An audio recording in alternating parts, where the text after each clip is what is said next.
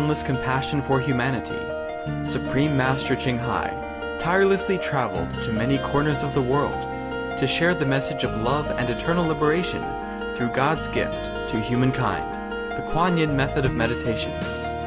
After 30 years of sharing her knowledge on how to live a balanced life while pursuing a spiritual path, she continues to dedicate her time and effort to uplift and enhance the life of all beings.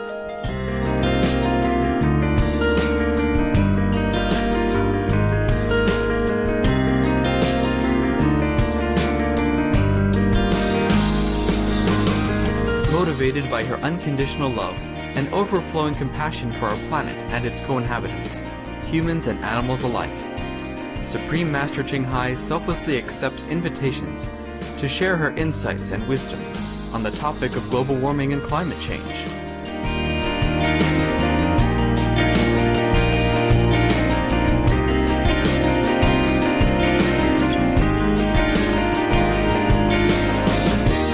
Despite her busy schedule, Supreme Master Hai also sets aside time to hold retreats and international gatherings with our association members to inspire and motivate, address any concerns for daily life, and answer questions on spiritual practice. We present to you Supreme Master Hai's lecture titled, A Story About the First Disciple of Taoism, at an international gathering.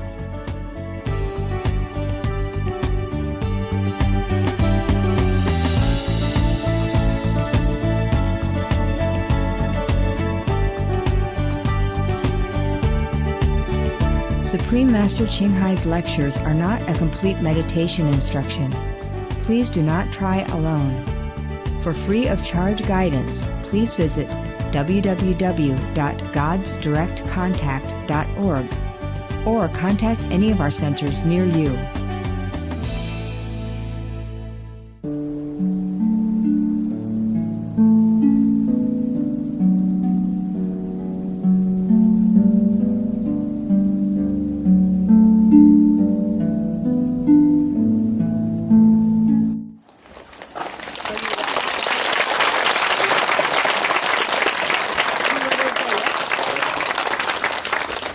America? Australia. Yes. Australia? Way too last minute, huh?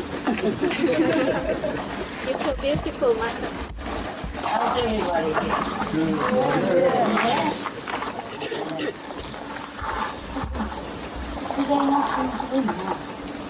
What to do with a win? Because normally we have not win, you know? I'm glad you came. You like it? Yes. Like it?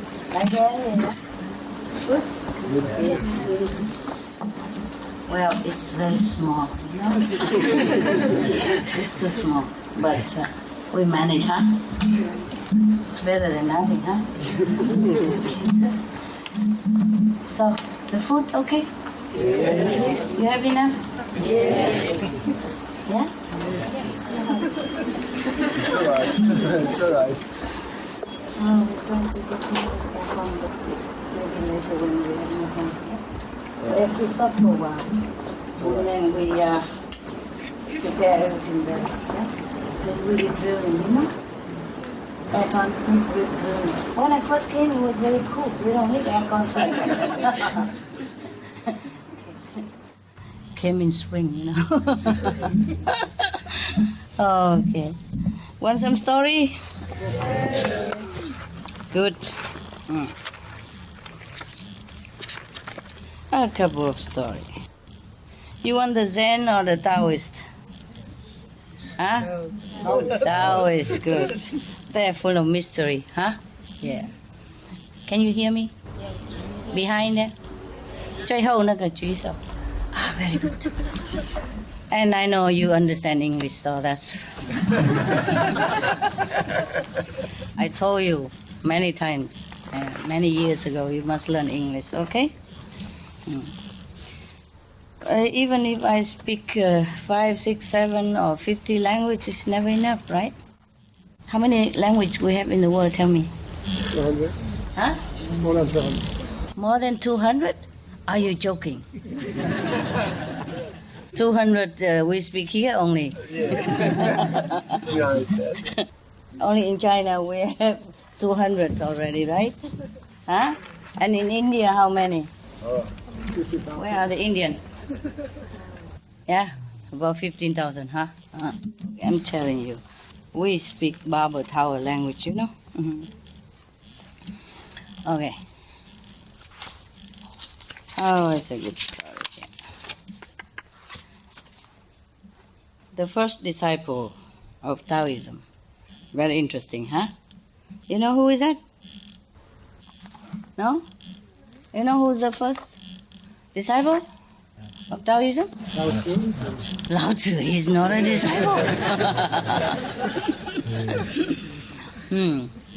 Maybe he was the first disciple of himself. You see, Lao Tzu, huh? He promoted the Tao, huh? And after he's gone, they call himself Taoist. Yeah? Well, that's the problem. After Christ died, huh? They call himself Christian, huh? After Mohammed died, they call himself Mohammedan. After Buddha died, they call himself Buddhist. I told my attendant yesterday, you know the cup that we used to have, the metal cup that you have, you know. I said to her, this is too... I will come to the story, don't worry. Yeah, let you be a little suspense. Suspense movie is always very nice, no? Yeah, we're waiting, like Christmas morning, you know? Okay, anyway, the best thing coming, yeah. Because we were talking about food, you know? And because before, they didn't take so much money, the kitchen, you know? Later, they said, oh, the food has gone up very high, and they eat a lot here. They mean you. I'm not sure. I said, oh, yeah, maybe it's true, huh? I saw them have a big tray like this with many compartments, and it's all full like mountains. Some of you, yeah? And then she said, yeah, they don't have the metal cup anymore, you know, the non-rusty cup? Stainless steel cup. I said, oh, they don't? She said, no, they don't have that anymore. They make big tray right now, you know. So I said, good idea, big tray, good idea. Because the cup, I said the cup that was, I don't know where does the cup tradition come from. Actually, okay, go back to all the way from the beginning, before we even know such thing exists. I had just some people who follow me around, you know, become like the renunciate, yeah? And we don't have a home, remember? And we have like a fifth-hand truck, so we can pack everybody in there. And one tent, about 3-4 people.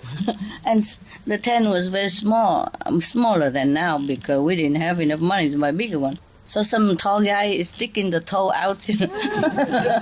And I used to come around tickle their toe. Okay. And then so we cannot afford to have many things, you know. We run around and we camp here, camp there, you know. So we just take those little stainless steel cups, yeah? Because I told them that when I was in the Himalaya, that's all I had, yeah? I cook tea with it and I cook food with it, yeah? But I also say I have a little plate, you know, like a metal plate, you know? And I cook chapati on it, you know? And also you can eat with it, yeah? You cook and you eat the same plate. They're very round like this, and you put the dough on it and make chapati? Yeah, okay. So I have two things, you know, a round plate to make chapati because over there, chapati is the most convenient things to make. You make a fire and you buy a little flour and you put water in it and you knead a little bit and then you flatten it, you put it on the plate and then 2 minutes you have your meal already, yeah? I just have peanut butter and cucumber. Yeah, at that time I didn't have much money. I didn't know how to design clothes and all that stuff. And who buy anyway? The monkeys in the Himalaya. So I took all my saving and just eat, you know, 1 or 2 ruby per day, yeah? Anyway, I have to make it last, you know. I didn't know how long I would stay in Himalaya. I haven't found a master yet, and I was walking all over from one ashram to another, you know. from one place to another, and it's very heavy to carry so many things. I told you already, I have only 2 pair of clothes, like a pyjama, like Punjab, like tunic. The long shirt to cover your knees, and trousers, and a pullover. But I never had a chance to use a pullover because I walk all the time and it's sweating.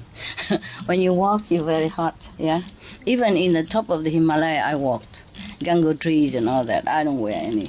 No chance, too hot, I don't go there in winter, I have to tell you that. Summer, Summer, but still, all the mountain is still covered with snow.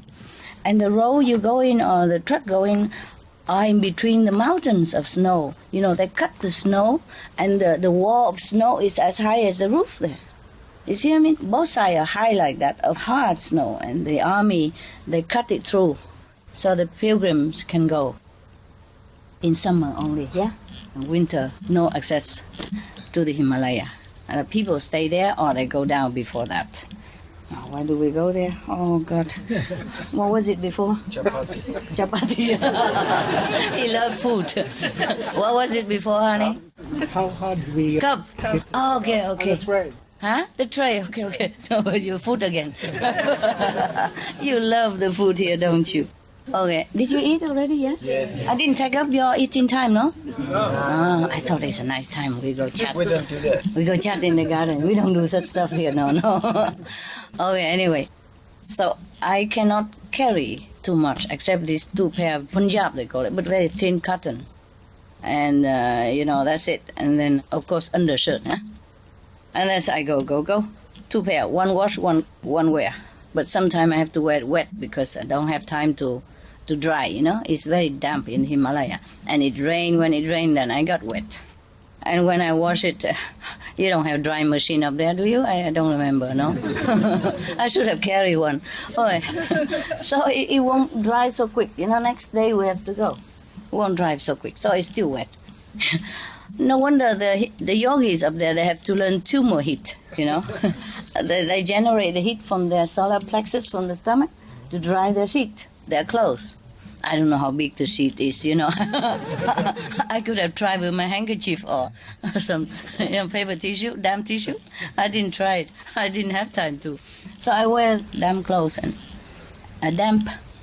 And then after you walk a while, the wind blow it and the sun dry it. Even it's Himalaya sun, but it could be warm also. You see, after you walk, the air will dry by itself.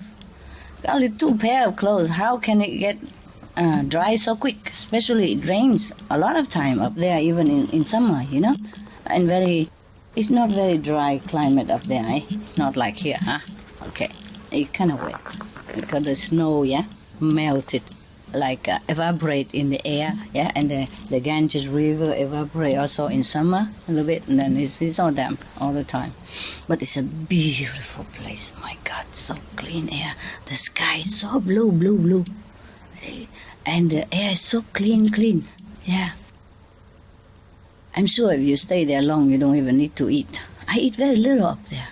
Hardly feel any hungry. Sometimes, but hardly, So I cannot carry a lot, so I carry this little cup, smaller than what you have, and a little plate. That's all I can carry because I carry a lot before, like everybody else, we're a woman, we need that, we need this. I might need that, who knows, we might need that, and just in case, and, well, it won't harm, Well, I can always throw it later. I carry a lot. Sorry. Yeah? What? Better safe than You sorry. better safe than sorry, and squeeze everything possible inside the small luggage until it, swollen up, and there's no more air inside anymore. And then I carry it, on my backpack. And another handbag here, and some pocket around there. When I first came, I have ordinary clothes, with a lot of pockets, and a sleeping bag also, and a stick so that I can walk with it, climbing mountain and, river and all that. But as I go higher, heavy. Okay, maybe I have to see what is the priority of all these 100 things that I have. Okay. I'm sorry to leave, but we have to. I sell it. In India, you can sell everything. I told you already, huh? Every little thing from foreigner. Because, you can sell something. I didn't sell expensive, but at least I have some back, I didn't know I could sell it. Yeah. Until I gave it to somebody and he gave me back the money. I said, huh? You give me for that? I said, oh, sure. I buy outside more expensive, so this is for you, it's good. I said, oh, thank you very much. From now I know I can trade, I make a little business along the road. I sell in the umbrella, yeah. Another pair of walking shoes. And then the mirror. What do I need a mirror in the Himalaya? I'm telling you. And then the comb. Oh, no need the comb. I just tie an onion knot of here every day for convenient. Okay, and then what else? Oh, all kind of stuff. I can't remember. Even the flashlight. And a jacket, a thin jacket. And okay, I can't remember. Woman, they took a lot of stuff. You have wives, and you are the wife, what it's like when you go traveling, right? I have told you guys also, here the climate is good. And you come only 2-3 days. But I saw a lot of people with, oh my God, big suitcase. Yeah. I could hardly drag it along with her, And somebody has to help, We rent a small car. A small van just for you to take you back and forth, Yeah. So that it doesn't cost too much, for everybody. And then you take so many luggages. Yeah, especially women. I didn't see men do this as a woman. I saw it. Maybe it's not fair. I didn't see men doing it. Maybe I haven't seen it, but it probably exists as well, So I took this cup, and probably I told some of the close circle disciple at the beginning, Oh, they all go out and buy the same cup. I didn't know what cup I have, but cup they must have. Okay. My cup was a very thin aluminium, the cheapest one you can find in India, and the lightest. Because the stainless steel is heavy too. Yeah. It's not much. You can say, why, just a little cup. But when it's a little cup and a little plate and a little spoon, and a little, what else, fork, whatever, knife, and it's very heavy. So everything I use, I'm very big, right? So the smallest thing is better for me. So I weighed it before I buy, like in my hand, how much it would weigh in my luggage. Yeah. So I can only afford that, yeah? One to get the water, yeah? And one to cook chapati. Yeah. In the beginning, I cook chapati and water, everything in that little plate. But later I have a cup, look more decent. Also easy to wash the hand, Okay, anyway. So I told them, and they go out by cups. And that's how the cups tradition began. And then everybody buy cup in Taiwan, And then that's how the cups have come into popularity. Yeah. So, and yesterday, I told one of my attendants, I said, oh, it's good that they don't use steel cups anymore. Because I also didn't think that we should change, I didn't think of those things. You do what you do, I don't care. You buy cup, you buy house, you buy car, you buy whatever. Yeah, but yesterday, because we were talking about it, and I said to her, it's good if they don't use a cup anymore. Maybe they shouldn't use a cup anymore. Because they can buy also like the tray, that kind of tray that I saw that you have here. Some of you, and many compartments, fruit, pudding, vegetable, sauté, rice, curry, mushroom, whatever, I don't know. I said, well, not too bad. She said, because they say they eat a lot, they have like this now, they don't have cup anymore. So I said, well, maybe it's a good idea. We're more civilized now. We progress, no? Spiritual practice, so we need to expand our being somewhere. And I say, oh, that's very good. So we should progress. We should buy new things now. Like those trays are good. I saw them with many compartments, and they put different things, and they are like a small mountains. Well, it's not that everybody puts small mountain on it, just a little hills, yeah. I said, it's good. You know why? I said to her, because the steel cup Some people buy it very deep, so they can put a lot of stuff. I say, it's so deep. It's so difficult to dig it out, And if people buy it too small, then they have to come back and forth many times. Look like it's small, but come back 10 times.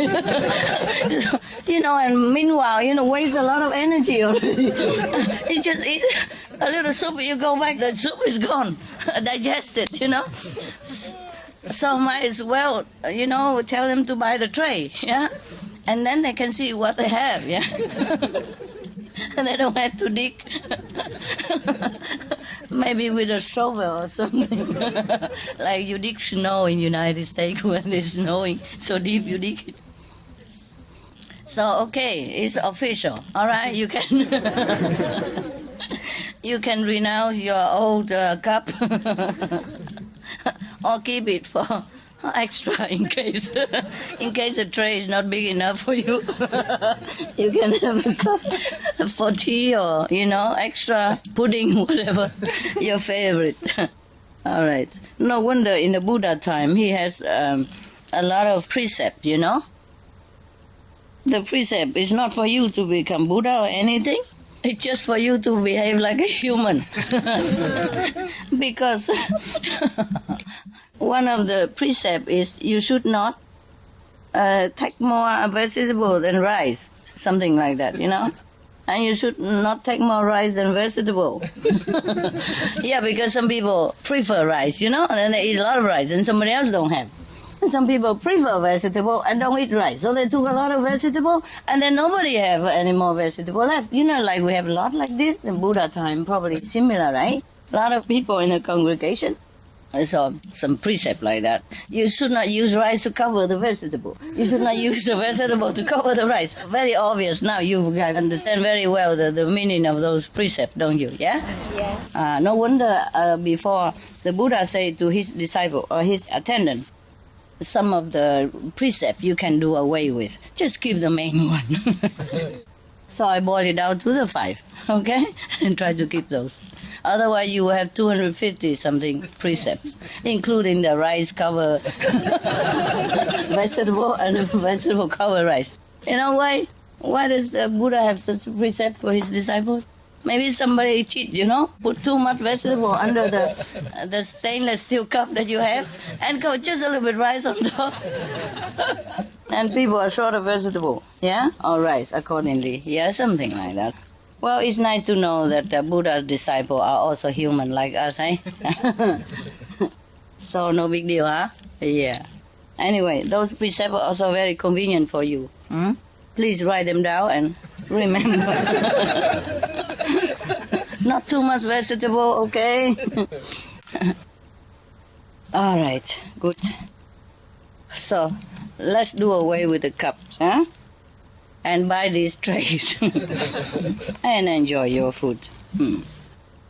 Because if I advocate, you can go breatharian. Maybe you have to prepare a little bit, huh? Maybe get 1 or 2 days a month. Try not to go with food. See how you go. Yeah. Have to prepare for in case you don't have food, huh? Who knows? The way the world is going. They don't listen, They're eating the planet. It's not their fault, It's not the people's fault. They have not been informed very well.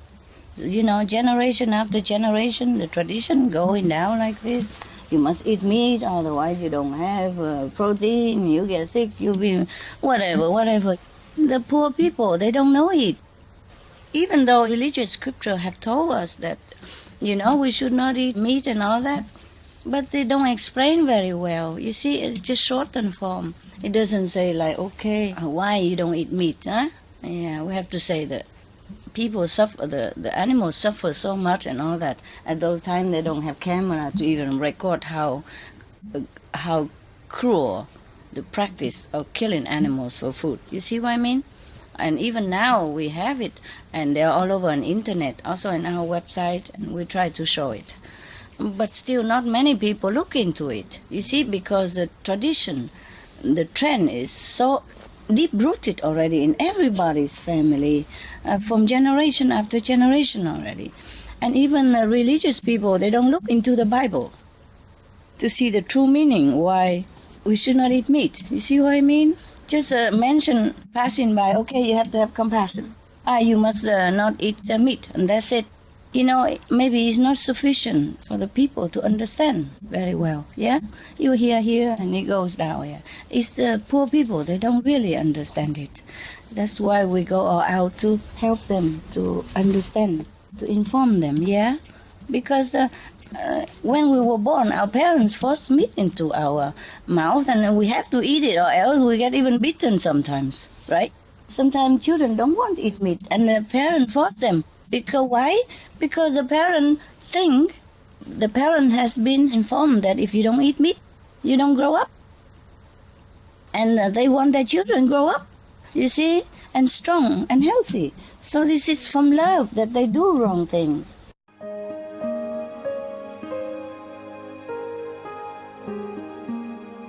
Vegetarianism in religion. The Baha'i Faith. Regarding the eating of animal flesh and abstinence therefrom, know thou of a certainty that, in the beginning of creation, God determined the food of every living being, and to eat contrary to that determination is not approved. Selections from the Baha'i writings of some aspects of health and healing. Buddhism. All meats eaten by living beings are of their own relatives. Lankavatara Sutra. Also, after the birth of the baby, care must be exercised not to kill any animal in order to feed the mother with meaty delicacies, and not to assemble many relatives to drink liquor or to eat meat, because at the difficult time of birth there are innumerable evil demons, monsters, and goblins who want to consume the smelly blood. By ignorantly and adversely resorting to the killing of animals for consumption, they bring down curses upon themselves, which are detrimental to both the mother and the baby. Ksitigarbha Sutra. Be careful during the days immediately after someone's death, not killing or destroying, or creating evil karma by worshipping or offering sacrifice to demons and deities, because such killing and slaughtering committed, or such worship performed, or such sacrifice offered, would not have even an iota of force to benefit the dead, but would entwine even more sinful karma into previous karma, making it even deeper and more serious. Thus delay his rebirth to a good state. Karma means retribution. Ksitigarbha Sutra. Gaudai. The most important thing is to stop killing, because animals also have souls and understand like humans. If we kill and eat them, then we owe them a blood debt. Teachings of the Saints. Christianity. Meats for the belly, and the belly for meats, but God shall destroy both it and them. Holy Bible.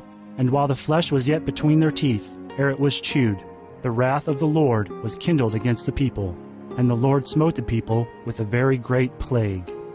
Holy Bible. Confucianism. All men have a mind which cannot bear to see the sufferings of others. The superior man, having seen the animals alive, cannot bear to see them die. Having heard their dying cries, he cannot bear to eat their flesh. Mencius. Essenes. I am come to end the sacrifices and feasts of blood, and if ye cease not offering and eating of flesh and blood, the wrath of God shall not cease from you. Gospel of the Holy 12. Hinduism. Since you cannot bring killed animals back to life, you are responsible for killing them. Therefore, you are going to hell. There is no way for your deliverance. Adalila. He who desires to augment his own flesh by eating the flesh of other creatures lives in misery in whatever species he may take his birth. Mahabharata anew. Islam. Allah will not give mercy to anyone except those who give mercy to other creatures. Hadith. Do not allow your stomachs to become graveyards of animals. Hadith. Jainism. A true monk should not accept such food and drink as has been specially prepared for him involving the slaughter of living beings. Sutrakatanga. Judaism. And whatsoever man there be of the house of Israel, or of the strangers that sojourn among you, that eateth any manner of blood, I will even set my face against that soul that eateth blood, and will cut him off from among his people. Holy Bible. Blood meaning flesh. Sikhism. Those mortals who consume marijuana, flesh, and wine, no matter what pilgrimages, fasts, and rituals they follow, they will all go to hell. Guru Granth Sahib. Taoism. Do not go into the mountain to catch birds and nets, nor to the water to poison fishes and minnows. Do not butcher the ox that plows your field. Tract of the Quiet Way. Tibetan Buddhism. The offering to the deities of meat obtained by killing animate beings is like offering a mother the flesh of her own child, and this is a grievous failure, the supreme path of discipleship. Zoroastrianism. Those plants I, Ahura Mazda, or God, rain down upon the earth to bring food to the faithful and fodder to the beneficent cow. Avesta. Everybody knows that vegetarian diet is good for health and to save the planet.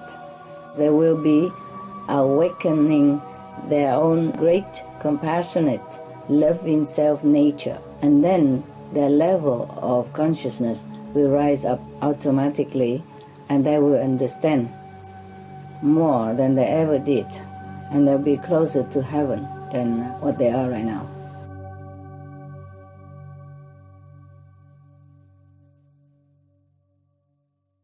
Same with my parents, yeah? They don't know I go in the bathroom and vomit many times. And then when they grow up, and then slowly the children also get used to it, meat, and they continue that way. And they think the parents are right, so they beat their children up also later on.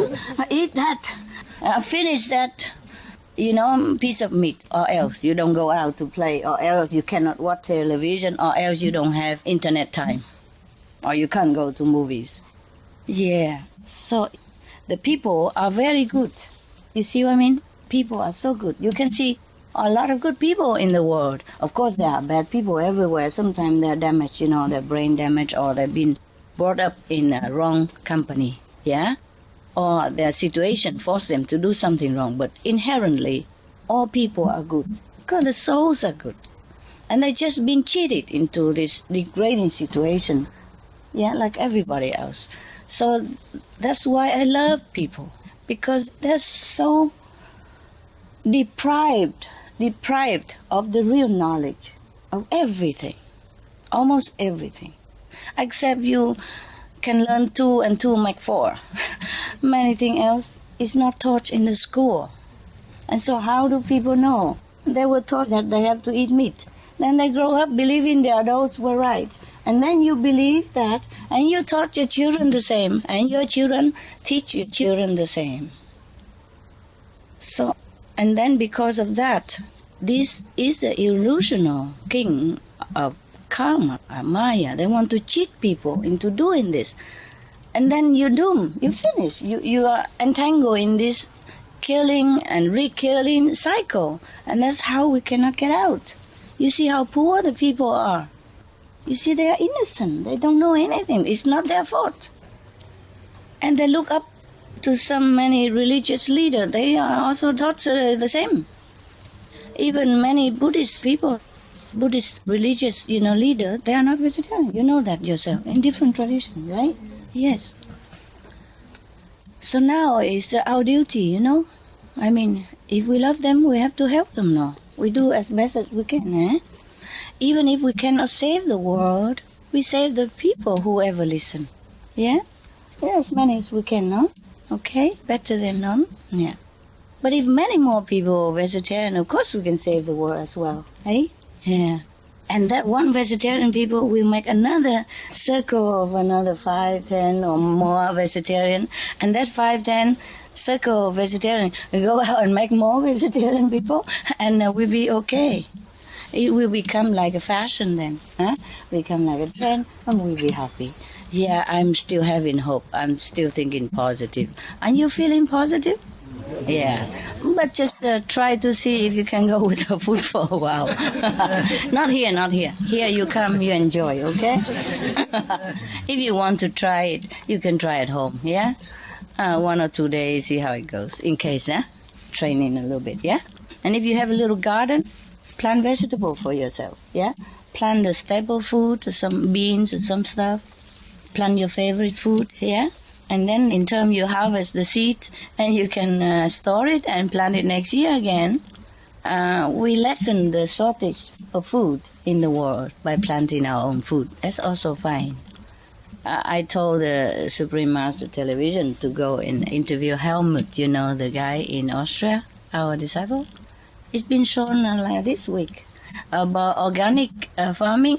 He did not even use fertilizer, and he used very little water. Like this, we save also water for the world, you see? You just know how. You cover them with maybe straw or grass, you see what I mean? Yes. The one that you cut in your garden, you have to cut your grass and you save it. Or the leaves or something, you save it so that the water will be retained underground and not evaporate into the air. Like this, you minimize water usage. And also you can plant vegetables. He said for a family of 4 person, 300 square meters of garden, good enough. Believe it or not. Yeah. You have all the vegetables you need for your family. It's doable, huh? Okay. Well, if you don't have it, then you go to your brother and sister, whoever have big garden. You rent a corner from him. Or maybe you cultivate all and share it together, huh? Yeah. Why not, eh? And he said you need to work maybe half an hour to 1 hour per day only. Then you have enough vegetable for your family. Well, I tried some in Spain before I even know him. I tried some vegetable. My garden very small, but the vegetable grow very fast, and I eat some from it already. You know what I mean? Yeah, when I was in Spain, they grow very fast. Some vegetable grow within 1 week, 2 weeks. You can see already, and you can eat already. Slowly, a little bit here, and then it grow back again, and you eat more of that. Yeah, very simple to grow vegetable. You don't even need to dig the ground, You just put a hole in the garden or something. Don't even need to work hard. Because if you turn too much of the earth, then all the nutrition will be disturbed, The system of the earth will disturb. Yeah. Anyway, you can learn it from him, eh? How to plant vegetable. Yeah. It's on our television. I especially asked them to go there and made it for you. And for anyone, for the viewers, know how to plant vegetable. To save water. Save water is not only good for the world, but it's good for your bank, right? For your pocket, huh? Yeah. Everything you save is good for your pocket already. Not to talk about good for the world or not. You see what I mean? Yeah, because if you save $1, that means you earn extra $1 without going to work. Eh? And I'm sure if you turn off all the standby equipment every day like that, you save maybe $100 per month. Depends on how big your usage, and even more than that.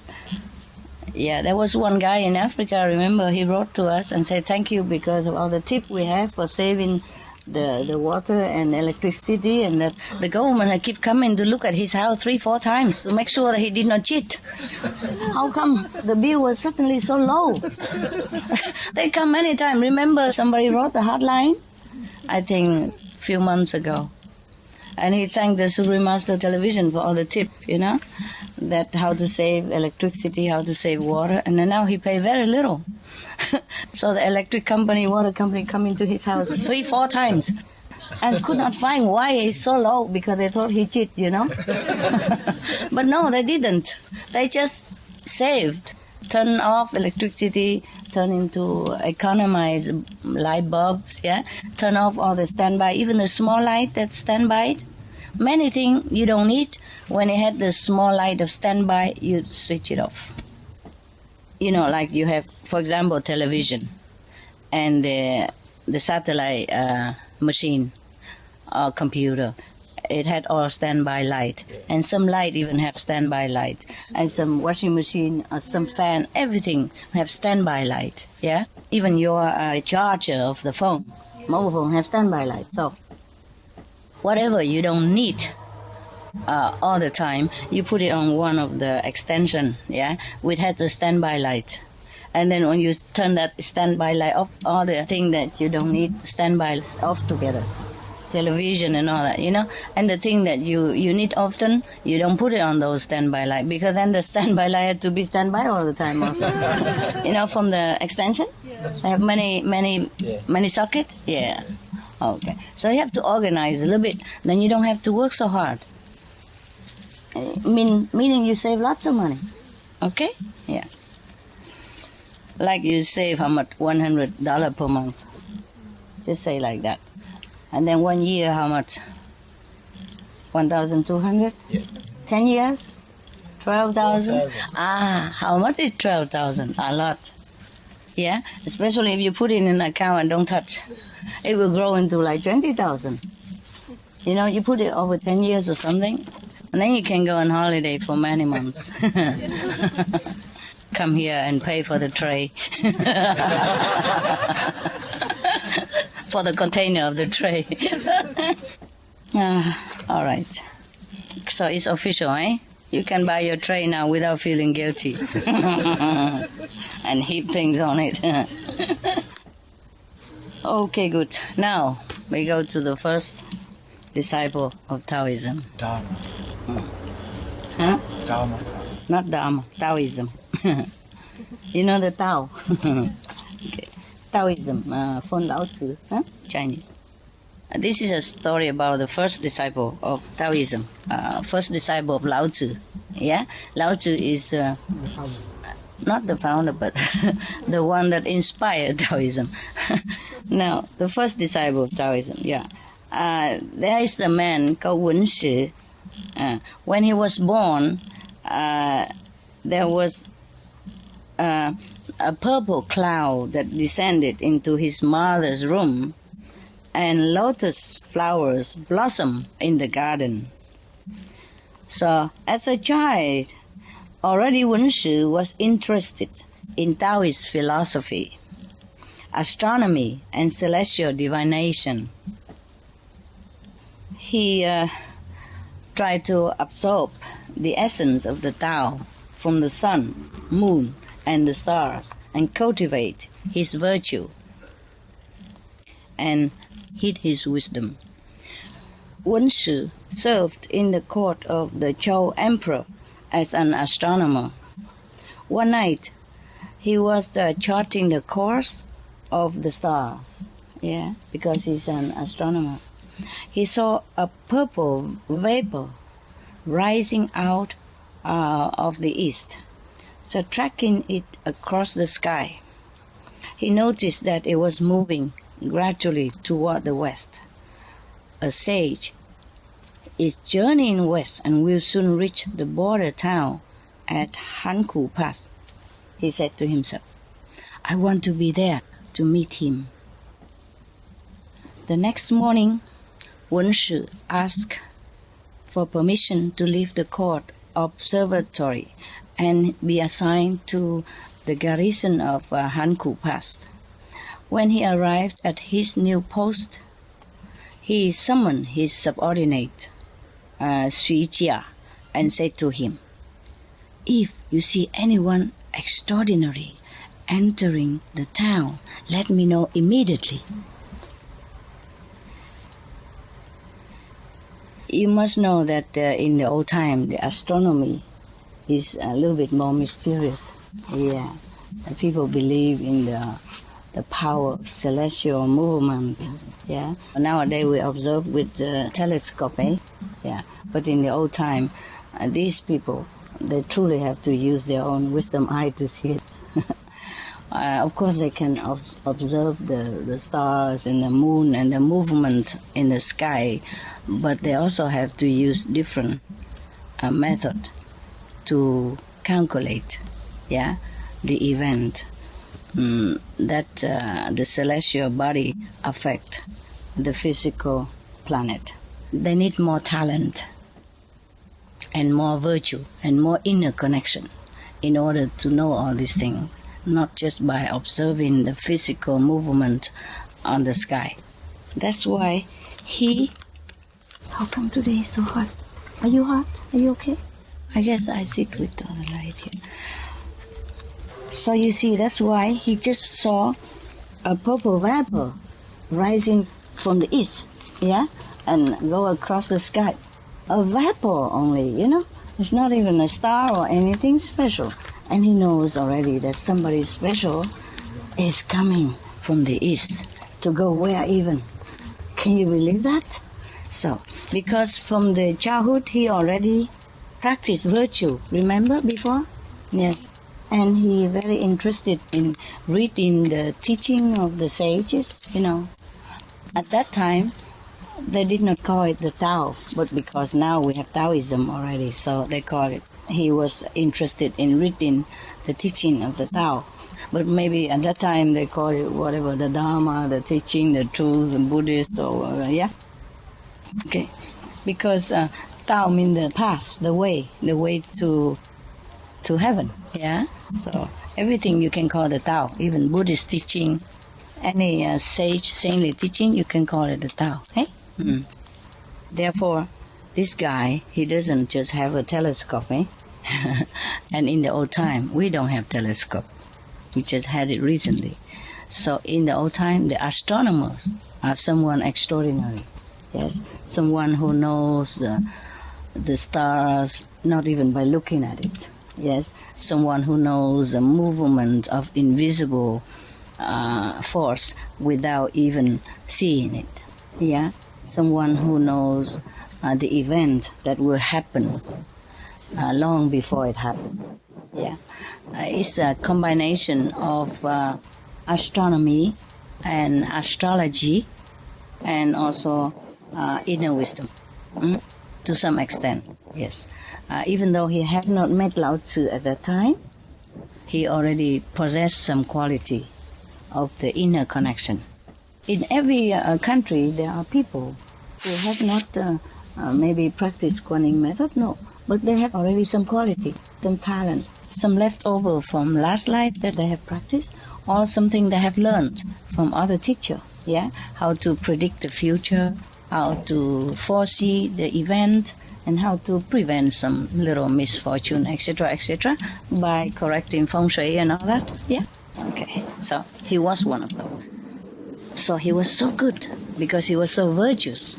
That's why he was very excellent in it. That's why the king appointed him as a royal astronomer, and not just any astronomer, of the king, you see, in the royal court. So, and even then, so much desires for the Tao in his heart that he even forsake this prestigious position and go away to some smaller area in a border town to guard one of the border posts in order to meet this extraordinary teacher that he foreseen with his extraordinary astrological talent. So off he went. And he even told his subordinate, if anybody looks special, look extraordinary, please let me know at once. This is also a risk, How can you even see anybody extraordinary? Yeah? He probably looked like everybody else. Yeah? But maybe it is possible. Because let's face it, even if Wen Shi would know who is who, but he cannot stand in front of the front door 24 hours a day and looking for that extraordinary person. So maybe his subordinate is one of his so-called colleagues, And he is also well-versed in the astronomy and astrology field. Yes. So he told his subordinate, if anybody special, extraordinary looking, please let me know. Right. Otherwise, he cannot trust just anybody, who doesn't know anything about anybody. Then how can he ever meet any sage or any special person? So this subordinate must be a trusted one, the one that works with him all the time in astrology and astronomy, maybe one of his close disciples. Can also see maybe aura. Extraordinary person, how you see an extraordinary person? Unless you're trained in the art of seeing the aura of people, or maybe you're gifted with it. Some people, you're gifted with it from the previous practice of the other lifetime, you know, so they can see people aura and they can know that, okay, this person have bright aura, she's a good one. Yeah, that person look like coffee color. Cannot do business with this person. Yeah, and he look like charcoal color. Okay, forget it altogether. When I went to just an hotel, you know, there's one. They call it voituria, you know, the valet parking person. Yep. When you go in, you give him the key and he park your car, and when you come back, he bring your car to you. A valet. Yeah. Yes. Even one of them saw my aura. And he said, many hundred thousand passed by, and you see one like that. He told me like that. So how would he miss? You know, I said, how do you know I'm different? So he said, oh, no, this is very different. You don't see this. You don't see this often, you know. And he was even kneeling in front of me, in front of the whole hotel. It was a big hotel, you know, an international hotel. I was embarrassed. I said, get up, quick. He's so tall, very tall, so he don't want to talk to me from up the cloud. He kneeled down so that face to face to me. So funny, yeah, and I told you, and sometimes police, they know that, and sometimes the police use some special person who can read the aura, and then you know whether the person is a good or not. Because sometimes they worry they accuse the wrong person, even though all the evidence point out that that person is a criminal. But sometimes it's not like that. Evidence doesn't always mean correct judgment, yeah? So the police sometimes hire special psychics or some special person who can read the aura or can tell the heart of the person. They call it Tai Ching Tong. You can read the minds of people, yeah, to make sure that they don't accuse the wrong one. I wish all the police will hire this kind of people so that all the people who have been accused as criminals will really meet their judgment, you know, not the innocent one, yeah. And I wish that everybody can read aura, then we know who's who. And then everybody will just follow the aura then. Then there's no mistake of following the wrong teacher. Yeah? But this is a rare gift. Yes. And I was surprised as that guy, you know, the valet, you know, and he can read it. Yeah. I met some people like that, yes. So these subordinate are not ordinary subordinate, hey? I think, huh? Yeah, all right. Because this is a very important mission that the officer here, Wen Shi, entrusted to this subordinate. It's not just an ordinary task like go out and buy some tray for the people here. Yeah, because Wen Shi had forsaken his most prestigious post, you know, as an astronomer personally to the king, in order to go all this way to a border of the country. You know where that is, right? Border town is not always glamorous or, you know, not interesting in that. And he forsake everything, left his home and post in order to go to that border town just to meet that special teacher, because he knows he's not a normal person. He said to himself, or maybe to his subordinate, I say it's journeying west and will soon reach the border town as Hanku Pass. So I want to be there to meet him, you see? So that to him is very important. He knows this is one in a lifetime saint. It's not an ordinary person that he want to go there and just chatty, you know? And so if he entrusted his subordinate to look and wait for that person, then this subordinate is not an ordinary one, hey? Because it's so important mission, you know? Yes, of course, being an officer in this border town post, he's also busy, you know? He cannot always stand in there or watching all the time or even looking in the sky to see the vapor or the star movement. Not all the time now, because before it was his job there. He can do that all day. Now he cannot. And especially newly appointed, you see, he has a lot of things, a lot of office papers to look at, and the people to get used to, yeah, and new employees to work with, and I have to talk to the people in the town and all that, and many things he has to do. especially office work. So he cannot just always sit there and observe the movement, the stars, or seeing when the sage is coming or what. You see, this is a problem also with many of us, even though maybe we can have this ability. But you see, if you're busy, you cannot catch it. Even the small things, I'm just telling you an example. The small thing, like today, the water cut, yeah, for many hours. Yes, I knew that already last night, but what am I to do? Yeah? You know what I mean? Then I'm busy with other things and I forgot it already. I thought, oh, never mind, whatever. Yeah.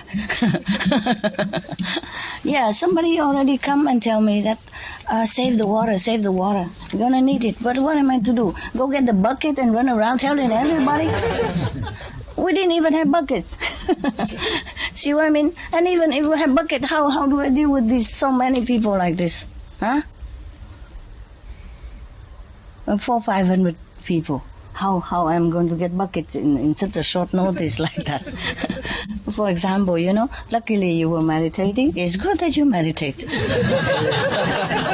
At that time. Less problem. So less problem. Otherwise, everybody just go in and out of the toilet, then we'll be in big trouble. You don't even know what happened when you come out of meditation. Everything, the water come back again. Yes. Anyway, we're okay. Okay. It's good. For example, like that, even something I know, but I'm busy, you know, I have other things to do, more important than the information I get. You see what I mean? Yeah, more important and more pressing. So much work to do, paperwork and all kind of thing. The time consuming and also deadline stuff, you know. Even if I know something, I don't have the time to take care of it. Remember the jokes?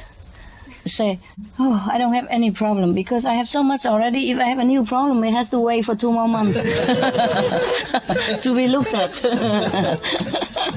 Yeah, a problem has to make appointment with me. and I look at my schedule whether I have time to see you the problem or not. And not like, okay, you can make appointment with me, no. Because sometimes important people really want to see me, but I can't make time for them. I can't make time. I really can't.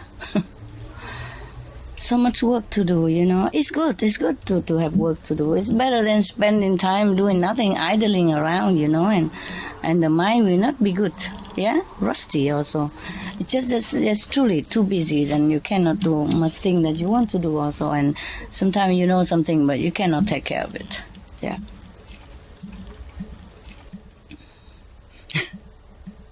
The same in my house, you know, I have 5, 6 attendants, but they're all attending to dogs and birds. I gotta cook for myself, warm up my food if there is any. Every time I ask for somebody, oh, he's with the dogs. Ask somebody else, he went out buy food for the dogs.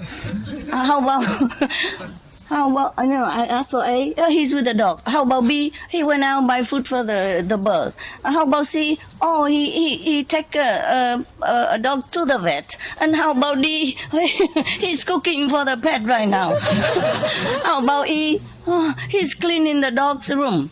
How about F, he's cleaning the bird's cage. Female attendant can do anything. No, I have one. Actually, I have a couple, but I don't know. I cannot tell you. Forget it. Sometimes female, we need male also because they have muscle. You see? Sometimes female don't drive car as good as male. I have to tell you, I don't know, it depends on who. Sometimes female good, sometimes male good, but I have to be lucky to get the good one, you see? That's the problem. So I have to make use of what I have. Huh? You don't have what you like, you have to like what you have. Yeah, they can do everything too, but they need time. It's not that they cannot do anything. What I mean is they're all busy. You know what I mean? And then if we have the house, because I need it for dogs and birds, and then we have to repair it here and there, you know, water leakage, you know. It's like, if you have a house, it's really a problem. You're always in the hardware store, you know, buying screw and scrap and all kind of things. And if you have pets as well, a lot of work. Yeah, a lot of work. Because my dogs, they don't just run around in the garden all day. They have to go inside the house. If I don't let them, they're scratching the door. So we have to clean them up before they come in. They jump on sofa and bed everywhere, you know. If you don't clean them, you have to clean the bed every day. Wash the sofa every day is the same. I like them clean also and nice, and because I hug them and kiss them, you know, so it's also for me, yeah. And they eat, and sometimes they eat from my table. So if you don't clean them, then how you bear it? So anyway, very, very, very hard work. You know, like 4 or 5 times a day, the dog have to come in and out and then eat and wipe up and clean up and then go out walking. Every time walking like half an hour, you know, and come back cleaning another half an hour and feed another half an hour. This time is gone. Then they have to wash their bowl and wash their towel that they clean them.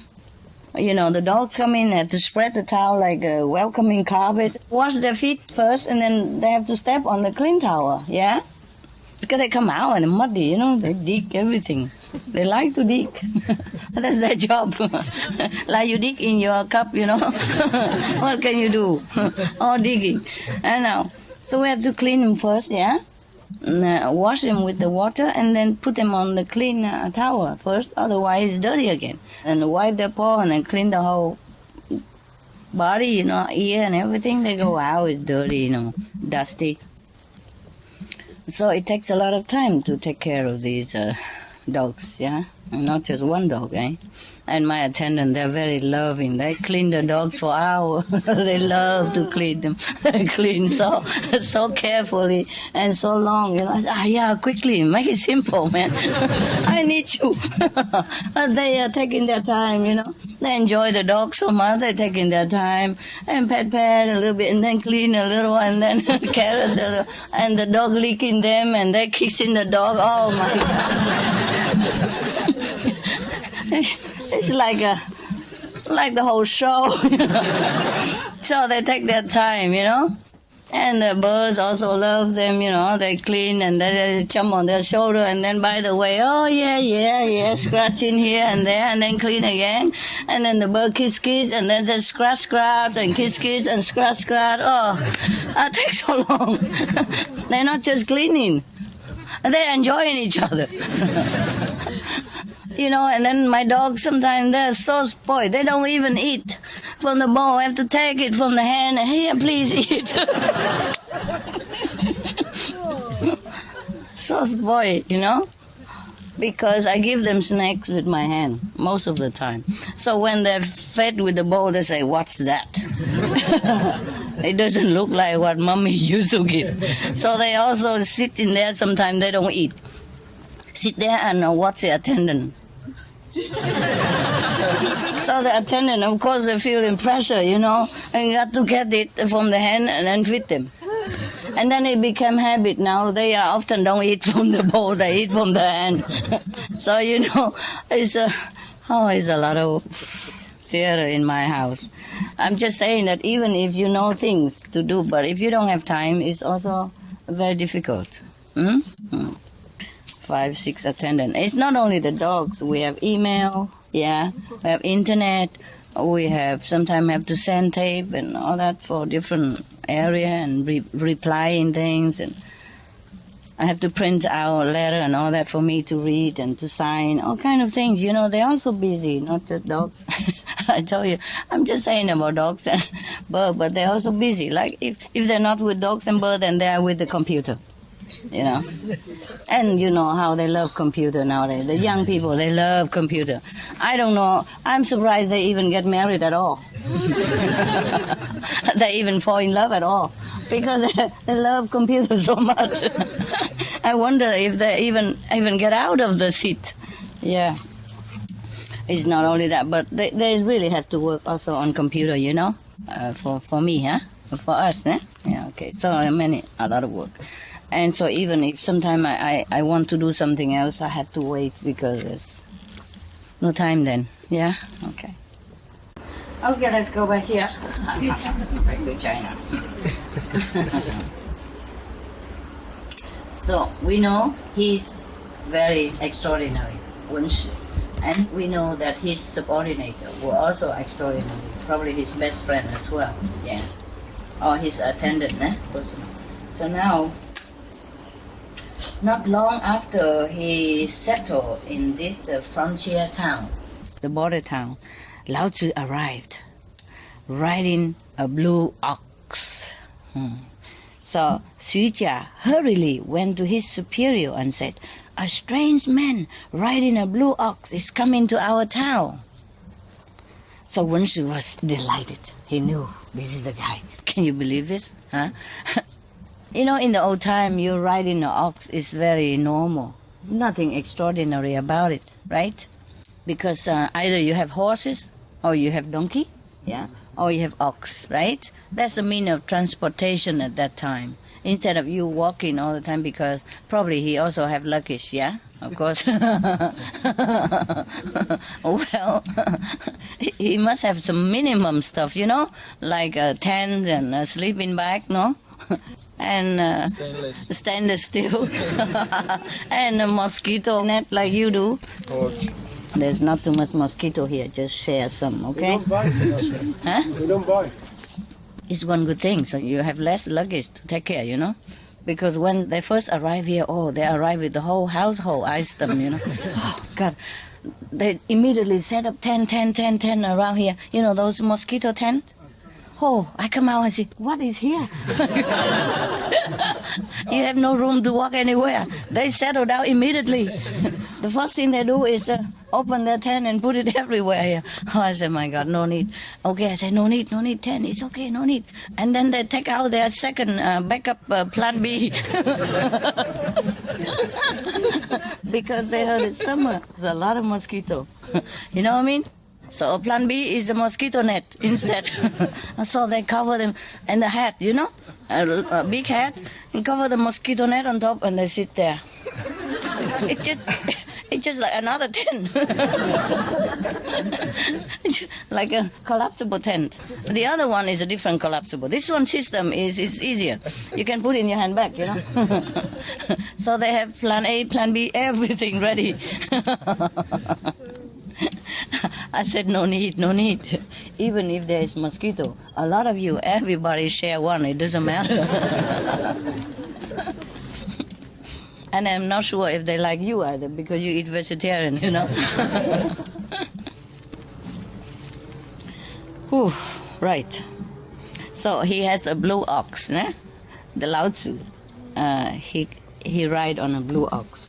Perhaps with his belonging, of course. Nah? He can't walk all this time, you know, I mean. In the old time, China is big, you know, and they divide into many nations, yeah? So he probably ride from one country to another. Even then, it's a long-distance ride, yeah? So he need an ox. It's very good. Right. Probably you can rent an ox, you know, everywhere you go.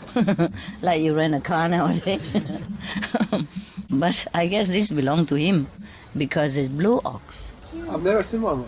Never. No, it's a kind of bluish tint, you know. In China and Vietnam, we have this. It's not completely black. It has a very bluish kind of coat, you know, and their skin. And yeah. So it's a blue ox coming. Oh, probably he painted it. Why not? Huh? To make the story To make the story interesting, yes. Yeah, also that nobody steal it from him because it's a blue ox and he knows it's from him. Yeah. You know, in China, they have a special dye, you know. It's indigo, huh? Kind of. And you can never wash it off. So perhaps he just bathed his ox with it once so that it will stay like that forever and nobody would ever steal it from him. Okay, he can't wash it off. So here he has the blue ox. So Wen Shu was so happy, yeah. He went to the city gates, bowed to Lao Tzu and said to him, "Today I have the honor of meeting a sage. Please allow me to offer you the hospitality of my town." Wow, what a mayor, huh? Yeah, this is the kind of politician that we need. Everywhere, in all the towns, in all the countries, yeah? Have you met one? Oh, we met a couple, the Hawaii mayor. right?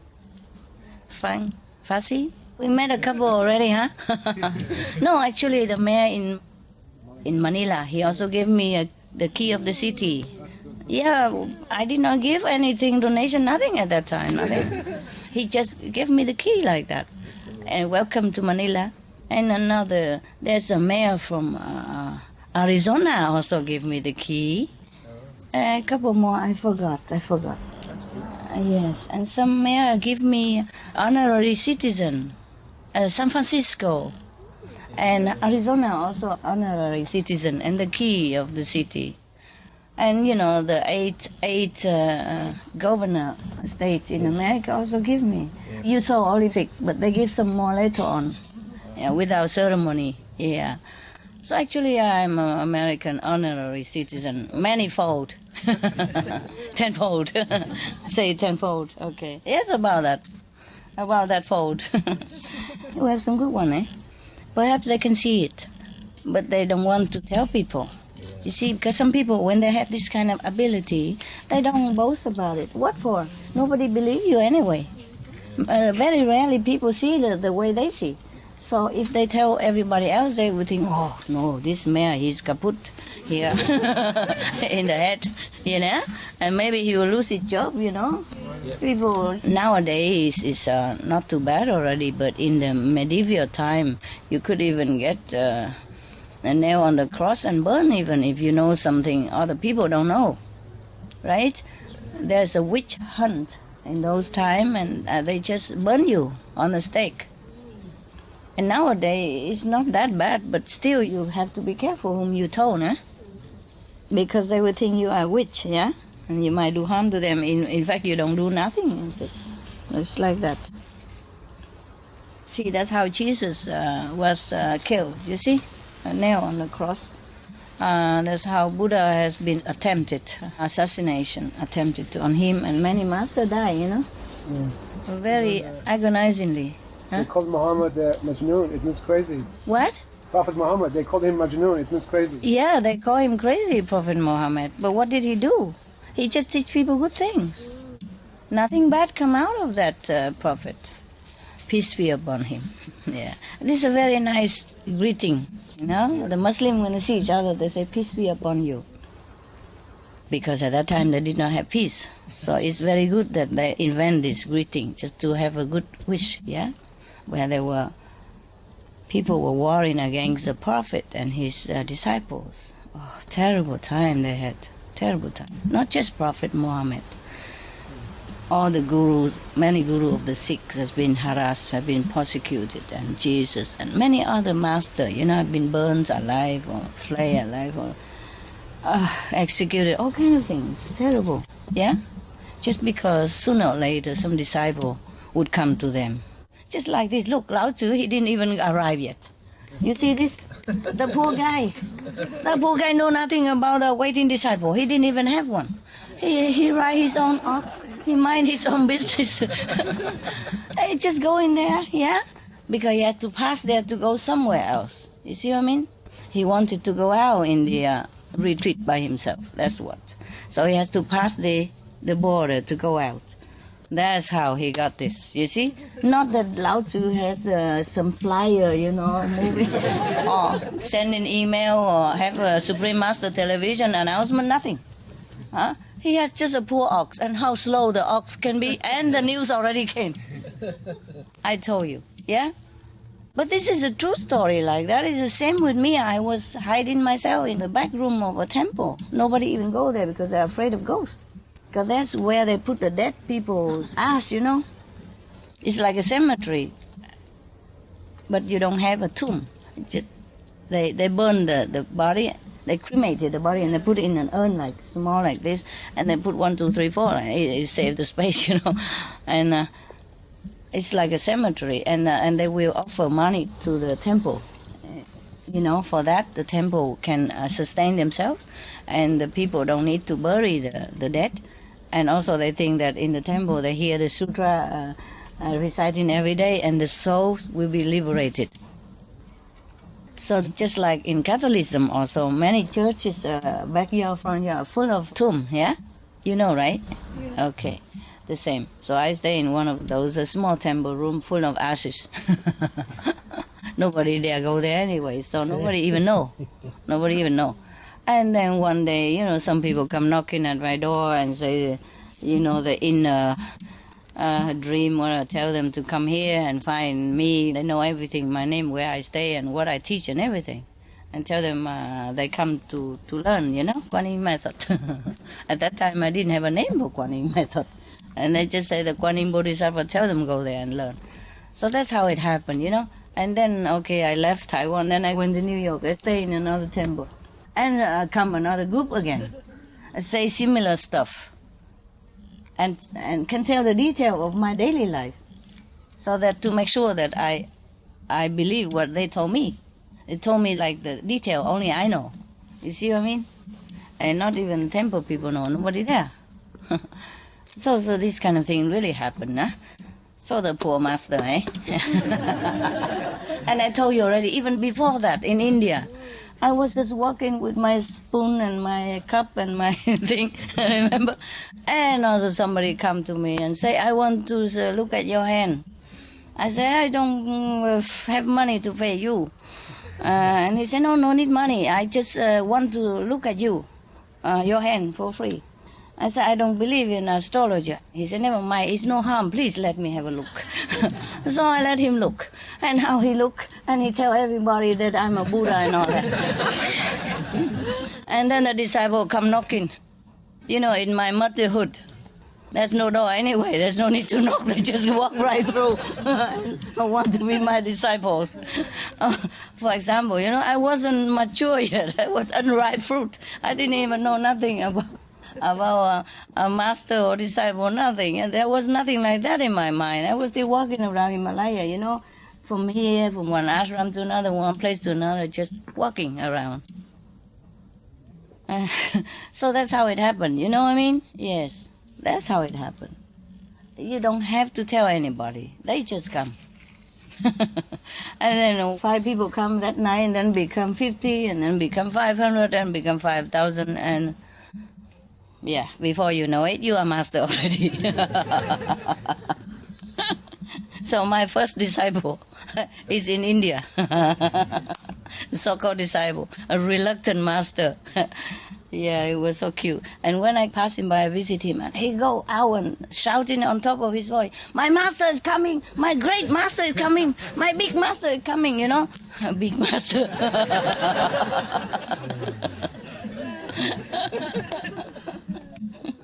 Yeah. Something like that, and everybody listen, and then they all come also, and then I have to talk to them, you know what I mean? And then you have more disciples. Okay, so now he came out and greeted him with all due respect and humility. Say that today I have the honor of meeting a sage. Please allow me to offer you the hospitality of my town. You see that? He saw it by himself. The Lao Tzu did not know anything about it even. And nobody even told him, because at that time Lao Tzu was not famous, nothing yet. You see? So he even know it, because this guy, I told you, he's extraordinary. Yeah, he's not just a normal people. He knows things, and he knows what's what. See, can you imagine coming out of your gate to meet a total stranger you have never seen in your life, and decided immediately that he's a sage? So this guy, he must have inner knowledge very richly before he met Lao Tzu. Huh? Good. But that by no means that he's a complete enlightened person. You know what I mean? By no means. I mean, he has divine power. He has like magical power. Yeah? Astronomical power. He has the knowledge, inner knowledge of the movement of the celestial body. Yes? And he also can see the atmospheric change to predict something. Like somebody know tomorrow will rain. Because they can feel the atmospheric change. Second level. What? Second level. No, first level, good enough. Good enough, first level, yeah? And there are a school who teach these things also, yeah? The magic school. Hogwash School.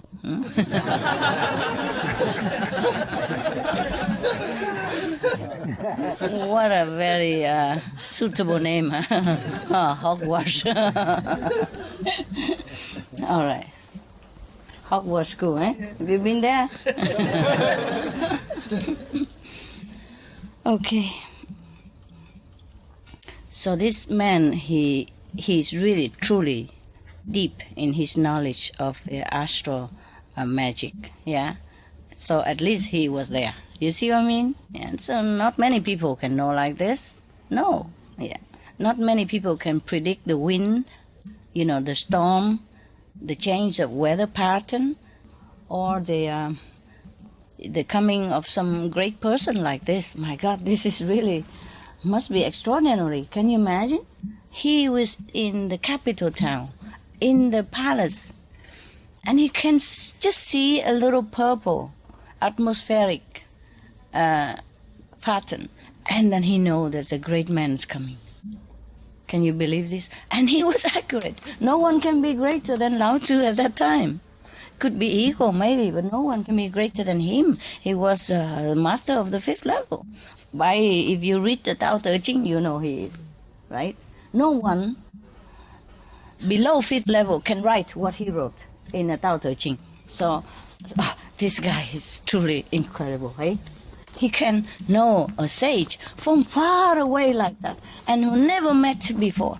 Incredible. So this thing truly happened, because in the world there are some people like that. Yeah, always. And since times immemorial, there's always somebody who knows the greatness of someone. I mean, extraordinary greatness. Remember Jesus? When he was not famous yet, John the Baptist told people that I am baptizing with water, but the one who came after me will be greater than I, and he will baptize with the fire of Spirit. Remember that? And when he met Jesus, he said, Lord, why you come and be baptized at my hand? You are the Lord. He knows that. You see that? Yeah. Okay. So, life after life, we have this kind of people. Now, he's one of them. Wow, very exciting. I haven't read the whole story. I just read a little bit, and I know it's good for you. So now we're going to discover it all together, both of us. I just read a little bit, I don't always have time to read the whole thing unless I have a lot of time or I'm in doubt of the story. Yeah, but some story I have no doubt. Then I don't read the whole thing. I just pick it and then I read it to you. Lao Tzu thanked Wen Shi for his greeting and his humble hospitality, and he said to Wen Shi, I'm just an old man who is leaving his old home in the east to live in his new home in the west. See, I need to go there. But Wen Shi persisted. Honor one, when I saw a purple vapor in the sky moving from east to west, I knew that a great teacher would arrive in this town. Please stay and teach me about the Tao.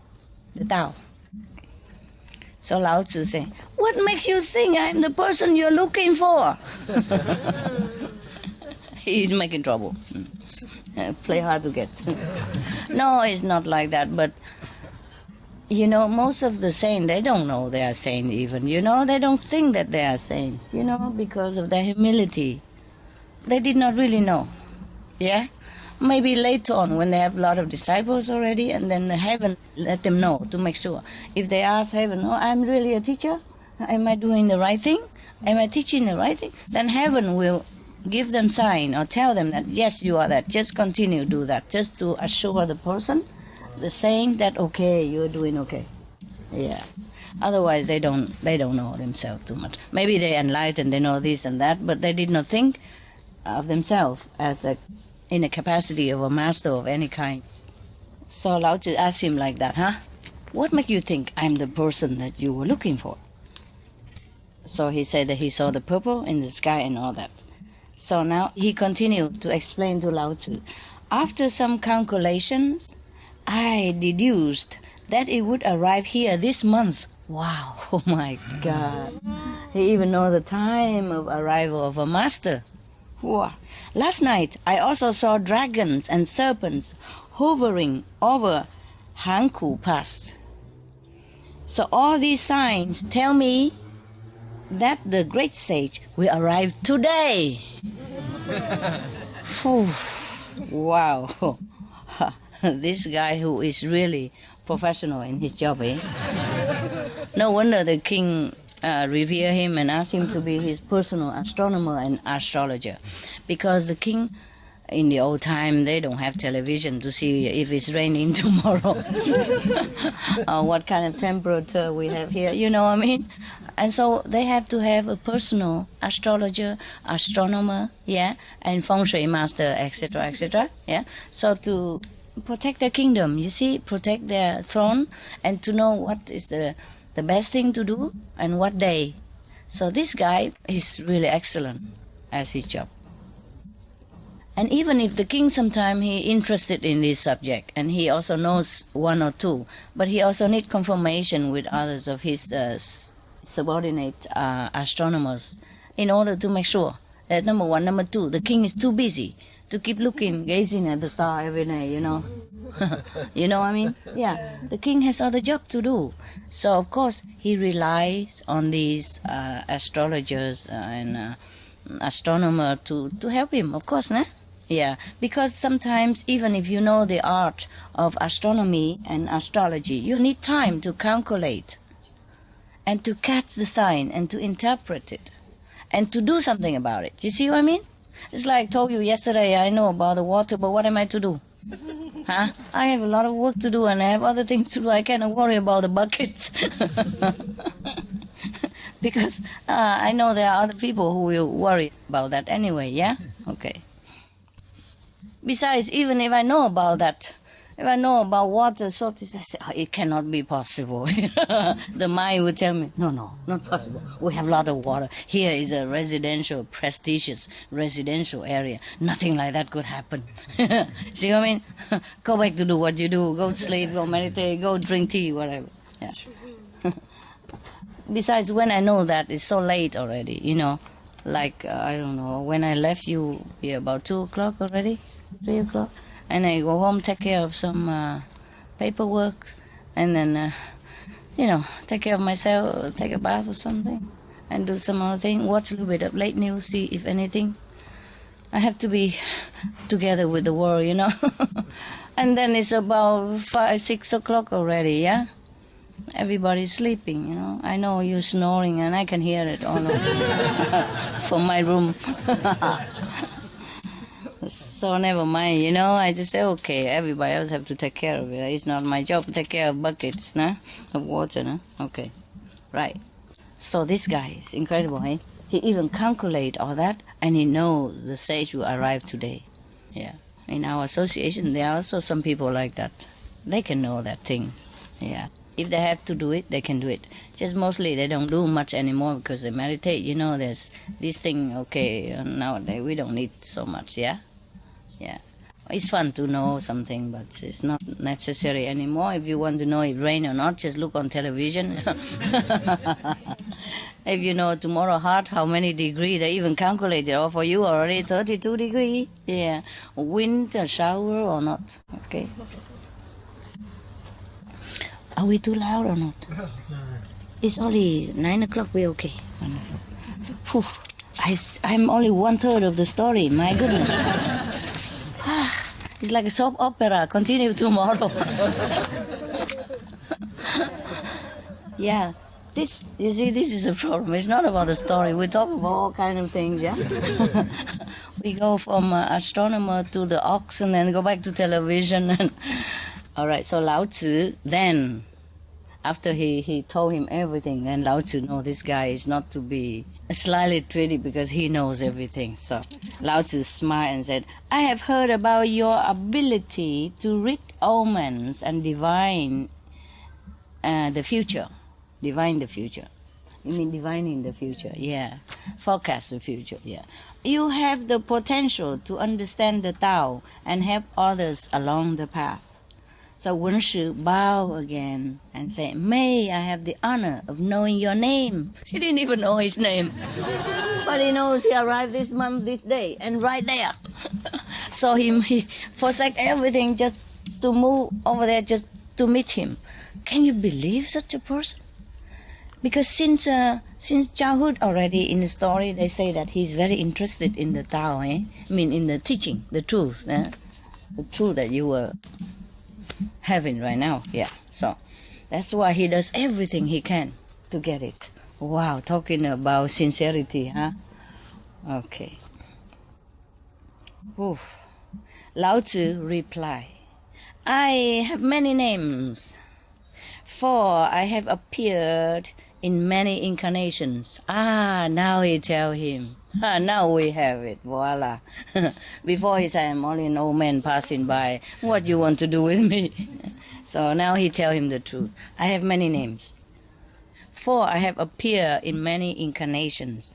I have taught the Yellow Emperor," I mean the oldest king of China, one of the oldest king, "as well as the kings Yao, Shun, and Yu." These are the saintly kings of China, very famous kings for their upright virtue and excellent governance. Yeah, very good people. Of course, now that we know why, huh? Lao Tzu has been teaching them all these times.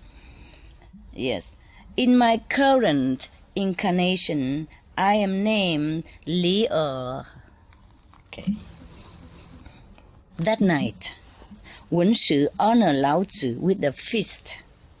After the banquet, he prostrated himself before the sage and formally asked to be accepted as a disciple. Lao Tzu stayed in the border town for 100 days and taught Wen Shi the art of the path. When it was time for his teacher to leave, Wen Shi declared, "I would like to accompany you on your journey and serve you." Sounds familiar to me. "I want to help Master.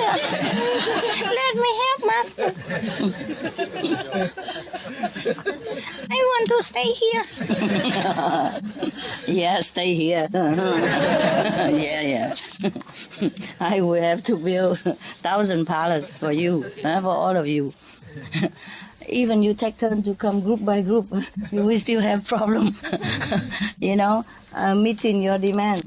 You see what I mean? And if I let you come, if you have each one have one room, then you have to wait another 100 years to come here. So I'm sorry for the squeezing situation. Okay? Yeah. But you're lucky already. You're lucky. No, you don't know yet. The next group will be double this size. Now we're lucky. You're lucky. Now you know why you're lucky, huh? More deep trays coming. What? More deep trays coming. Big tray. Big tray and deep cup. Okay. So Lao Tzu refused, saying, "Although your roots are deep." What he means by root? Is he a tree or something? Huh? Knowledge. And? Spiritual practice. Spiritual sincerity, yes, and practice. "Although your roots are deep, you are not ready to climb with me to the clouds or fly to the 4 directions." What he means by that? Is he really flying like an aeroplane or something? Huh? Beyond the 3 world? Beyond the 3 world, yeah. Means he's not as the level to accompany Lao Tzu. When he's going around, he will only make him trouble. Well, it sounds familiar, that's why I know. I know very well. Good intention, bad level. Now, you, he continued, talking to Wen Shi, you have a good understanding of the teachings, but you are still lacking in experience. When you can merge with the natural way, go to Sichuan and looked for a blue ox. You know what the blue ox mean by now, right? I hope he didn't change into red color by that time. Confuse the guy. Can you believe it? Go to Sichuan and look for a blue ox. Oh, what a master. So difficult. No address, nothing, just a blue ox. Nowadays we have address. We have postcode. Postal code. Still cannot find. We have car and everything, GPS even. And difficult to find a place. Can you imagine? Go to Sichuan. It's a big city, you know? Big province. Look for a blue ox. Now, you cannot say I'm strict anymore. You know that. If I tell you, go to France or go to England and look for a red horse. It would be similar, right? Wow, what kind of master? So strict like this. It looks like he doesn't want him to come. But never mind. The ox will show you where to find me. This is a special ox. Have GPS on him. Nowadays, probably we have to say, okay, go to Munich and look for a Mercedes with a GPS, and then the Mercedes will bring me to you. But he has to have a driver license, you see. In those times it's easier. You don't need to have a license to ride an ox. So easy. Okay.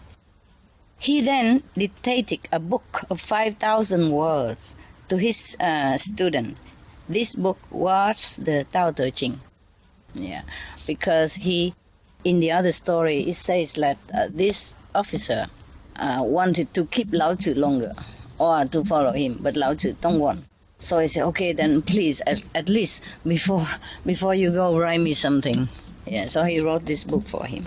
Yes. Almost like force, you know. Like, if you want to go free, then give me something. Like here, give me a cup or a tray. At least her master is not here, but her shoes are around, or her table is here, you know. Something is here, right? A DVD, television. Okay. So Wen Shi built a tower at Hanku Pass, and devoted himself to practicing what he had learned from Lao Tzu. One day, he looked at the sky and saw bands of multicolored clouds circling the North Star. When tendrils of starlight came through the window of Shi's meditation room and alighted on him, he knew that it was time for him to travel to Sichuan and find his teacher. What an email, huh? The greenest ever. Huh? No need electricity, yeah? No need any environmental problem. Just a cloud drift on his shoulder. That's it. Okay, got it. I'm coming to master. Wow. That's a nice way to contact, eh? No need contact person, nothing. He must have a very special computer, no? I wish we could buy those things, huh? And give it to you guys. But nowadays we have even better, huh? You don't even need to see me at all. You just stay home and watch TV. I even saw me on the computer sometime live, you know? What do you mean not the same? It's better than the purple cloud and tendrils. It has a picture of me even. Yeah, it is better, but... This guy, he has only a little tendrils of the purple cloud. Yeah? And the cloud don't even say nothing. Just come and then drip on him, that's it. And then he knows his master sent for him. Oh, and you guys, so difficult. All right. You're not even happy with live program? How about live program on TV? Beautiful. Good, eh? Yeah. Good, eh? Okay. Maybe we can do that. I just sit in my room and then talk, and you guys turn on TV. We can have live like that too. Yeah. It's cool. Why don't we do that, huh?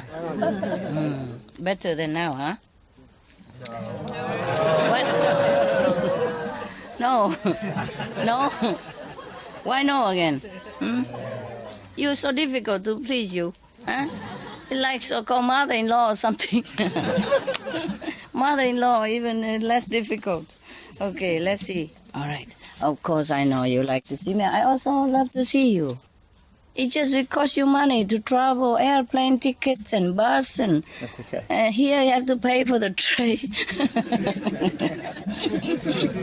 Or the cup, whatever. Huh? Or both. Huh? And water even, yeah. But you also spent some money for us too. Did I? Yeah. But the reward is better. Good deal, that's right. Are you worth it? Don't worry about it. Yeah.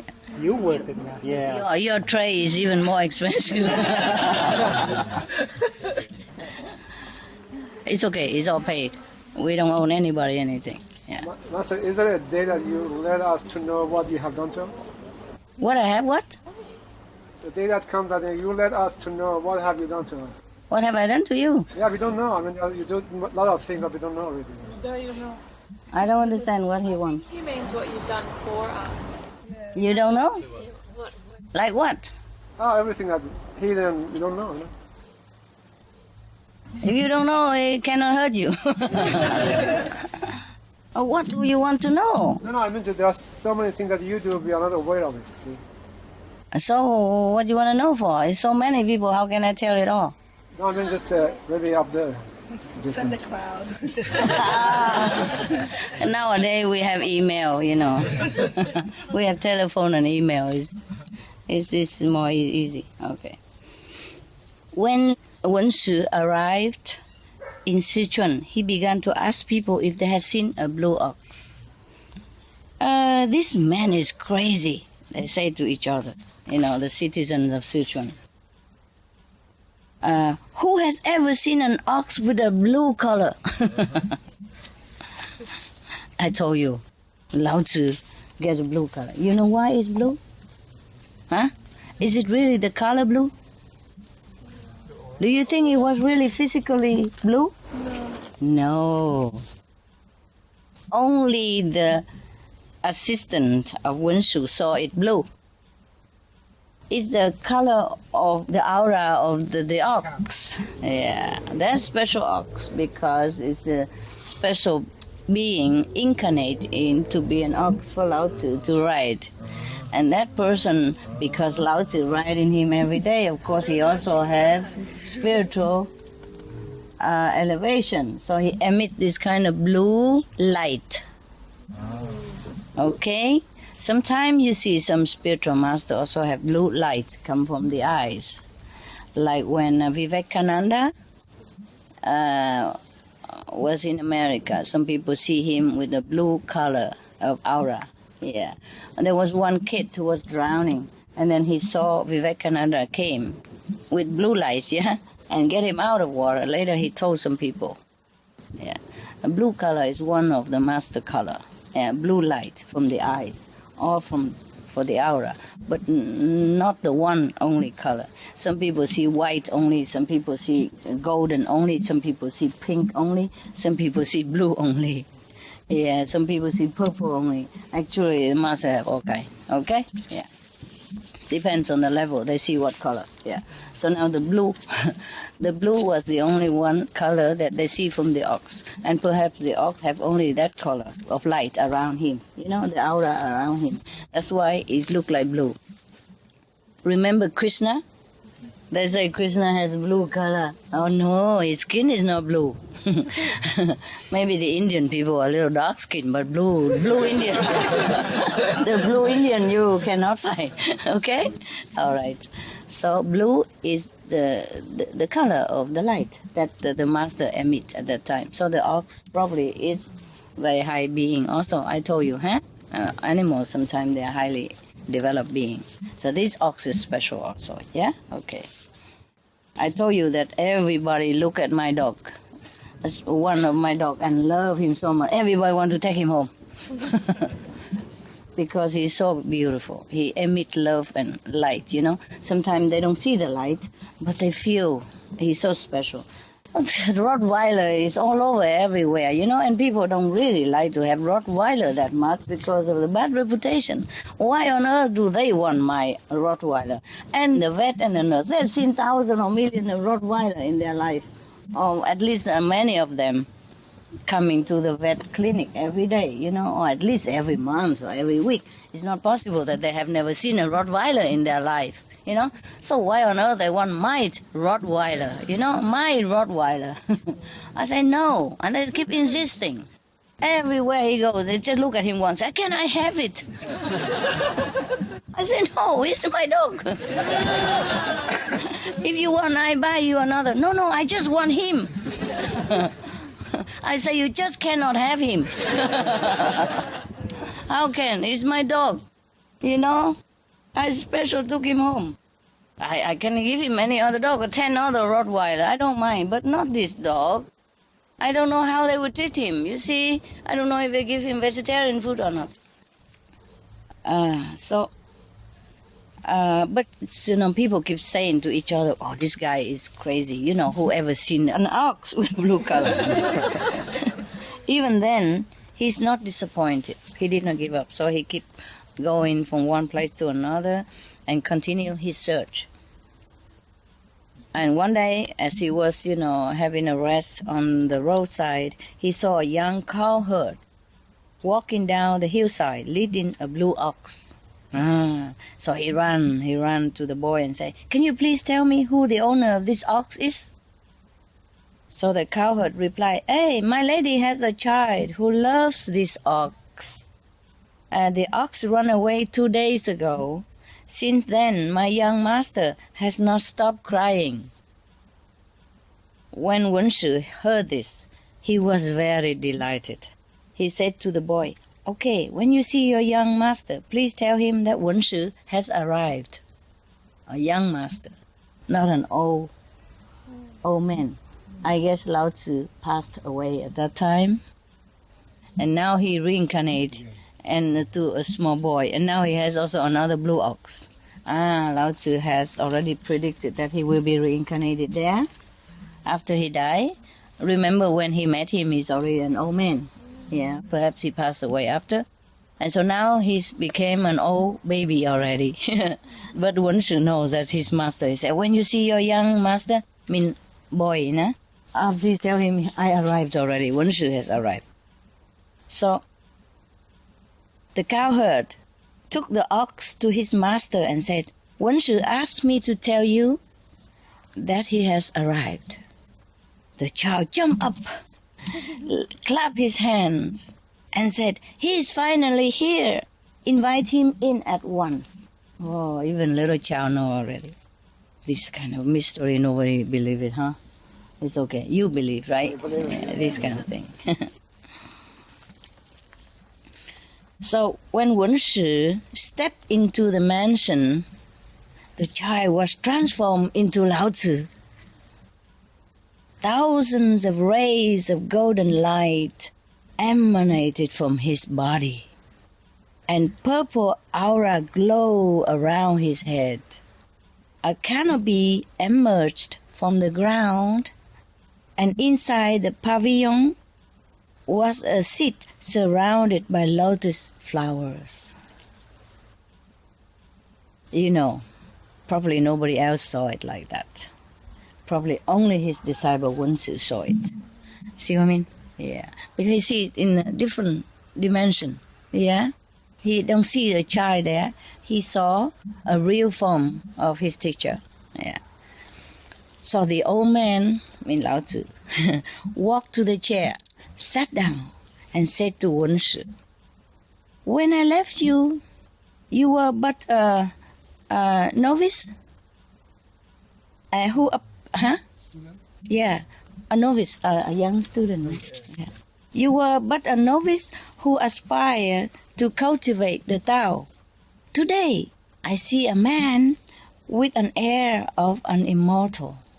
Immortal, well, I mean the one who never die. One who already transcends life and death. Doesn't mean that he won't die. Otherwise, we would have found him right now. And I don't have to come here. Otherwise, Lao Tzu would not have been reincarnated and become another child. You see what I mean? So, immortal in this sense means you don't die anymore. You transcend the cycle of birth and death and karma, retribution. That's it. Some people don't understand. They think, okay, we go then find the elixir in the Himalaya or something and become immortal. Since time immemorial, always the kings go around, tell people go around and find the elixir of immortality for me. How?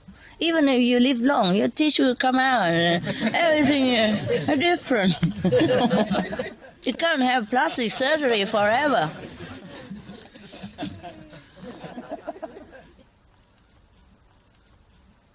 Right.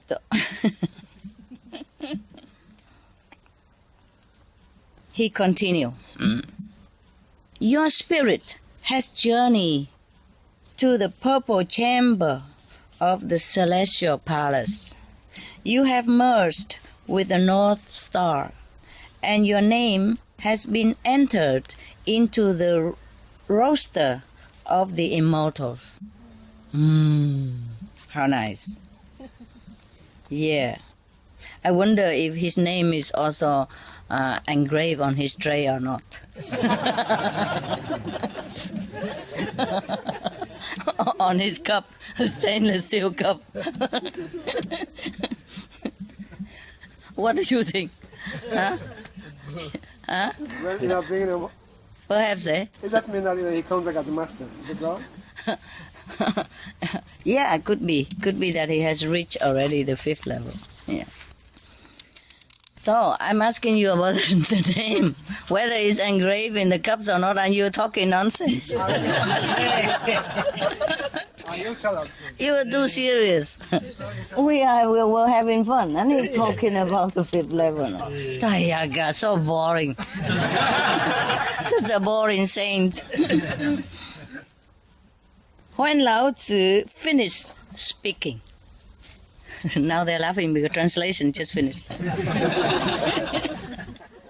When Lao Tzu finished speaking, the room was suddenly filled with celestial messengers and immortals.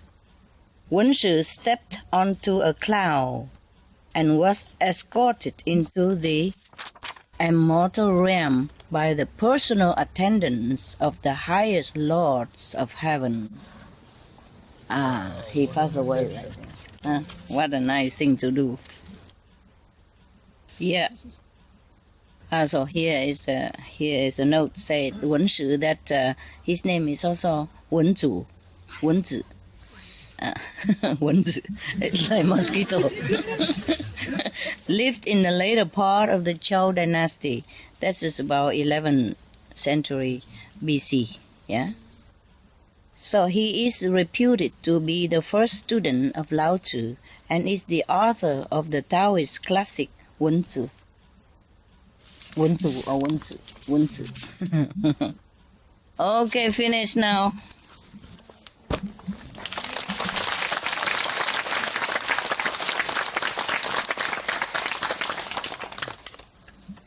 At that time, he probably had a grand vision, that he's going up to the sky, escorted by the attendant of the highest realm. So he reached the 5th level then. Now you happy? Huh?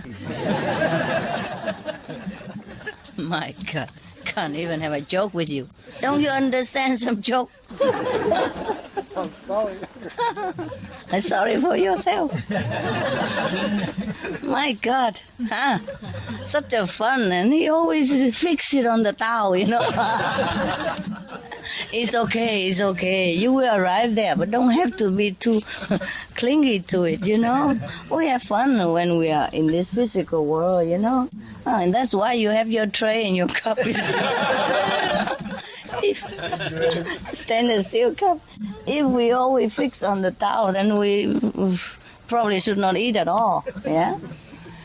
But eating, drinking is also a little break for the day, huh? Yeah, I'm telling you. Sometimes I work so hard and so tiring, you know. Of course, I can paint and I can sing and I can dance, but I can't do that every day. You know what I mean? So if, okay, go and have a little soup or a little bread or something, it's a kind of a change, yeah? Yeah, it's also very pleasant for the mind. not to feel too burdened, you know. And then he continued the marathon afterward. Okay, so you enjoy the food, all right? Yeah, and if you want to be breatharian, you're also welcome. You just do it yourself. Because what you don't eat, the next person will eat it. You pay more? No, no need. No, whatever, enough already. Enough for transportation and food, that's it. Nothing else. Nothing else you need to pay so much, okay? The house paid already. I don't like that. If I don't have money, I don't buy. Yeah? Very simple philosophy of life. What you don't have, you don't buy. Yeah. It's like in the shop. What you break, you buy. So don't break anything. No, you pay for the food, it's okay, yeah? And transportation costs and all that, you know, because you just have to be correct, just like I'm correct. I also pay for what I eat here, even if it's my house. Yeah, because if I don't pay that, I eat your food, no? And then you have less food. And that's not fair, yeah. All the workers here, they pay also, or I pay for them. Nobody have free meal here. There's no free lunch. The American, they say there's no free lunch in this world. It's true. No, we just have to be correct, yeah? That's all, yeah? Otherwise, if you don't have enough money, you don't pay. It's okay, yeah? But let us know so we pay in. Yeah? Let the reception also we pay in so that everybody have enough food. Now and again, you come here and you enjoy the food. It's okay. But just eat enough so that you can meditate, okay? Otherwise, you just sit there. Digesting the food. It's okay too. It's okay. Whatever. You come only a few days. You enjoy, okay? Relax. You know what it's like. You are incredible, you. You can sit and sleep and stand, sleep. It's good. You don't need bed anymore. No wonder in the room you put all the beds up. No need. You sleep in the air already. Yeah, so she was sleeping while standing there. So she just hear a little noise and then come out. That's it. No matter who.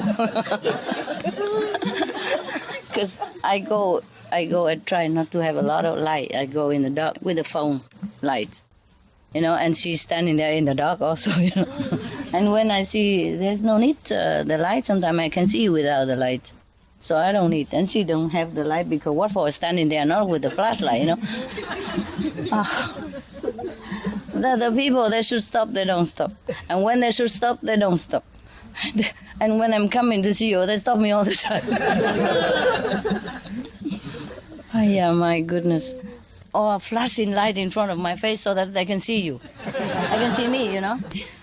Yeah, some people don't see me, so go grab me and stop me. Oh, they're okay. And then some other, you know, see me coming out and know it's me, flash the light in front of my face, like, so that he can see me, you know. Not on the road, but to see me. I say, on the road, man, not on me. Just blind me like that. I can't even see the road anymore. Normally, without his help, I could walk around. You know, when you're used to with the, just a starlight or city light, simple light, you can see it. Because the white pepper, you can see it. I did not need the light sometime, you know. I don't need it. I can walk like this. And then he helped me. He shined the light right in front of my eyes. Then I'm blind. You know? I can't even see nothing. And it happened a lot of times. That's why I say, please don't help me. I'm used to being alone, okay? Just leave me alone. Just stand there, okay? Don't do anything, please. If I ask them, please do it. If I don't, please no need. Yeah, it's incredible. The Hufa is really incredible. You just stand there, okay? Like the palace guard. They don't move. Yeah? Even if you tickle them, they don't move. So if you're a Hufa, just be like that for me, please. Everything else, I take care. Remember you say, Master, take care of everything?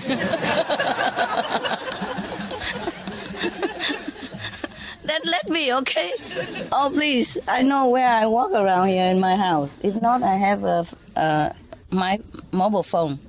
I turn it off low, so it doesn't ring, and then I use it just enough light for me to walk so to don't disturb you, you know. Because the flashlight is very blinding, you know. And when you flash around like this, it's disturbing people, yeah? Especially when they are deep in their sleep. like what you're doing here, yeah? So please, just don't disturb people, okay? Okay, good. Now, we go back to where you were sleeping. Yeah? Come on, turn off the light now. Everything dark. Have a good dream.